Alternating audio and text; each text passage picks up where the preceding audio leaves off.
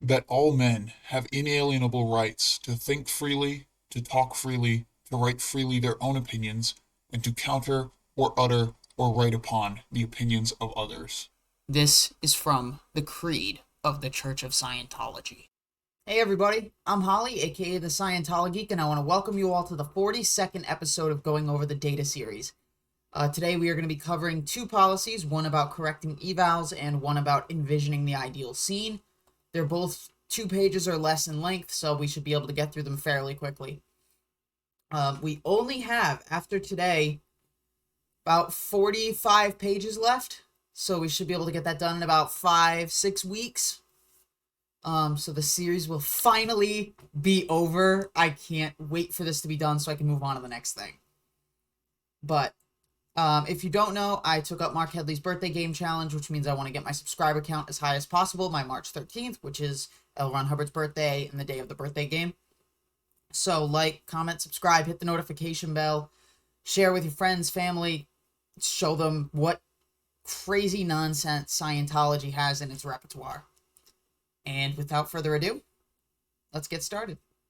So let's take a look at the HCO policy letter of the 19th of July, 1974, called Eval Correction. An evaluation submitted for an OK is only reviewed to the first major outness, see the policy letter Data Series 33, and is then returned for correction. Only when no major correction is necessary does one then verify all data or go to an extensive review of the whole eval. This makes the line very fast. It also saves a great deal of work by one and all. If the stats are incorrectly given, that's it, reject. If the Y is really the situation, that's it. On the reject, one gives the letter of data series 33 that is not correct, and any reference to the data series that would seem helpful. An evaluation corrector would see how well this rejection system works when you find that the eval, let's say, has no situation on it, but only some stats. Why verify anything, as a whole new body of data may have to be found? In correcting evals, if a situation is given, I usually call for the main stats of the unit being evaluated to see if these show any reason to handle it at all. I recently found an activity had had its chief removed when his stats were in power. The activity then crashed, and that was the situation. It was made by an evaluator and an eval corrector not looking at the stats. If no error exists in situation or stats, I read the eval down to bright idea and look especially at the why, ideal scene, and handling to see if one would make the others. If that's okay, I look at the targets of handling and the resources. If those are okay, I look at data and outpoints. If these are all okay, I then verify the data. But if at any of these steps I find an error, I then reject it once for immediate correction. Often by using only basic things to reject, the whole eval has to be redone as the basics are so far wrong. If you try to correct the whole thing before rejecting it, or if you correct tiny little things instead of the big ones, the whole line slows. Eval correction should be a fast, helpful line, strictly on policy, no opinion. That way, the job of correction becomes easier and easier. Alright, let's go right to the policy letter of the 11th of August, 1974, called Envisioning the Ideal Scene. If one cannot envision the ideal scene, one is not likely to be able to see a situation or get one. A situation is the most major departure from the ideal scene, and thus, one must be able to envision an ideal scene to find a situation.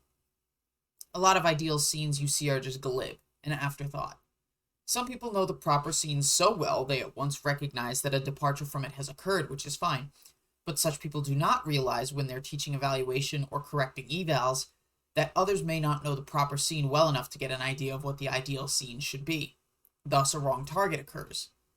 The teacher or corrector keeps putting attention on the incorrectness of the situation given in the eval instead of noticing that the ideal scene is adrift.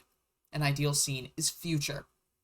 When one is stuck on the time track, it may seem pretty difficult to envision a future.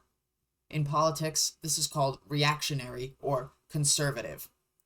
These mean any resistance to change even when it's an improvement.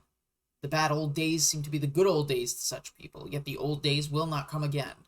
One has to make the new days good. And I immediately see first word is liberal, so this is just a generalization that Hubbard makes without any specifics. Liberals, socialists, and such make great propaganda out of this. They inveigh against or criticize conservatives and say the future must be reckoned with. Sometimes by messing with what's going on in the present, we can make the future better and more efficient. And they hold up some often incredible future scene and say the way to it is by revolution or destroying everything that was. Both viewpoints could be severely criticized. The conservative tries to stick on the time track with no reality on the fact that today will be yesterday in 24 hours. The super liberal skips tomorrow entirely and goes up the track 5 or 10 years to a perfect state which can never exist or is falsely represented as possible. In between these two viewpoints, we have the attainable. And we come to an ideal scene that is possible and will occur if the why is right and handling is correct and done. Envisioning an attainable future requires some connection with reality. No kidding. There's no harm at all in dreaming wonderful dreams for the future. It's almost the bread of life. But how about giving oneself a crashing failure by disconnecting from any reality? Some laborers do this to themselves. That's a delusion engaged upon for self-gratification in a dream world.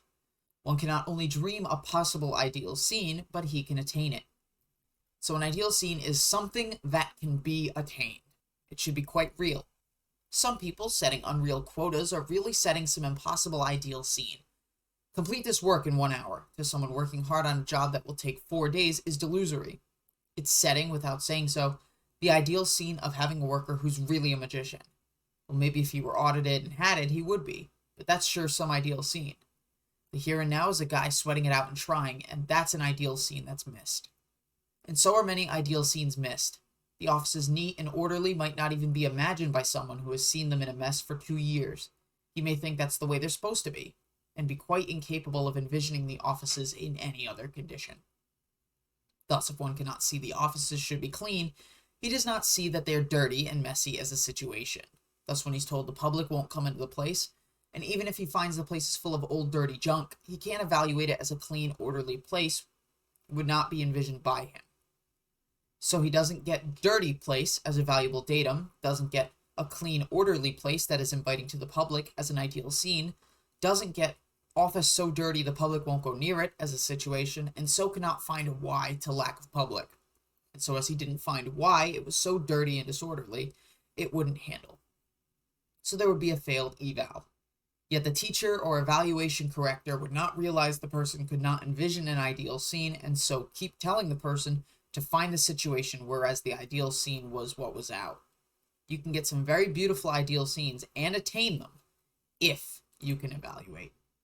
So, what have we looked at today? Well, in correcting evals, we learned that if there's a major outness in an evaluation, it doesn't matter if there are later outnesses in it, it immediately needs to be corrected for that major outness, that first one. We learned that the immediate priority is to send it back for correction with an explanation as to what needs to be corrected and possibly citing policies related to it. There is a specific sequence of steps that Hubbard mentions when he's correcting an evaluation. So this isn't something that all Scientologists need to do, but I'm sure this is the way they do it because Hubbard mentioned it. Checking the situation, making sure that the stats of whatever's being evaluated require a reason for handling.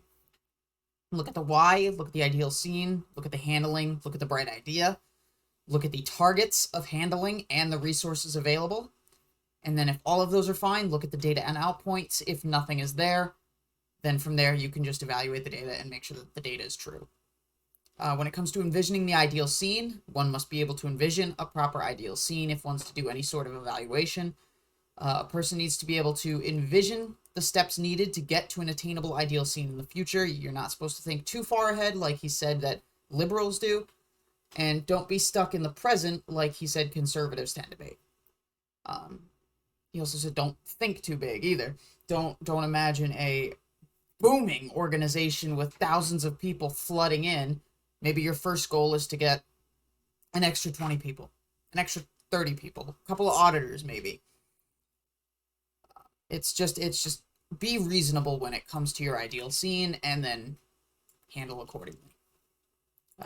If you want access to the policy volumes, the tech bulletins, the flag orders, base orders, any of that resource stuff that I have on the Google Drive folder, feel free to email me at scientologeek@gmail.com. That'll be in the description, along with a link to my Discord server where you can go there and DM me yourself, with a private Gmail address. No, sorry, not private. Valid Gmail address.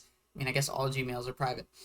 But yeah, email me with a valid Gmail address because I am sending the invites out through Gmail, and obviously Google only accepts Gmail when it comes to email permissions. So, I will talk to all of you later. See ya.